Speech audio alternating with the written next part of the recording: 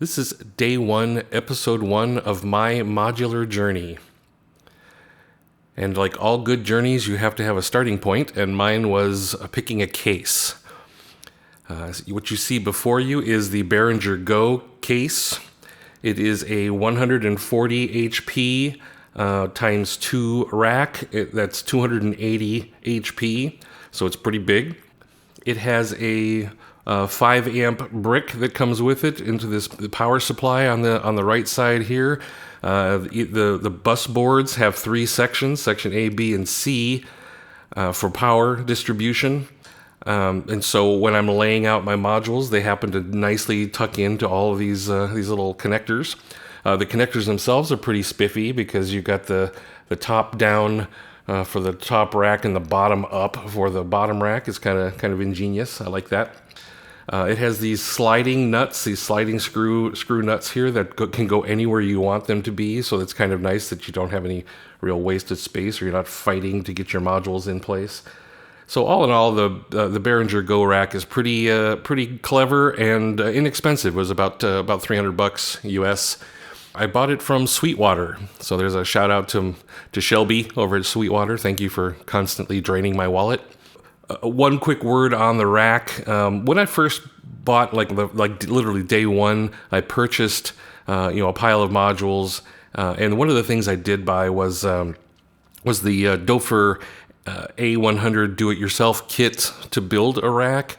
But that proved to be a little bit challenging in the Arizona heat. I did not enjoy staying out in my garage during the July heat, so I did drop back and buy a case. And I'm pretty fortunate that I did, because my woodworking skills are not up to par. But just to really quickly show, I am designing and building my own little 84 HP rack for auxiliary stuff like the sequencers and maybe some effects and whatever off to the side, so I can have even more real estate for the noisemakers.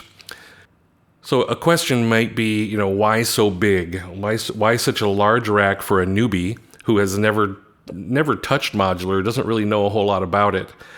And that's a very good question.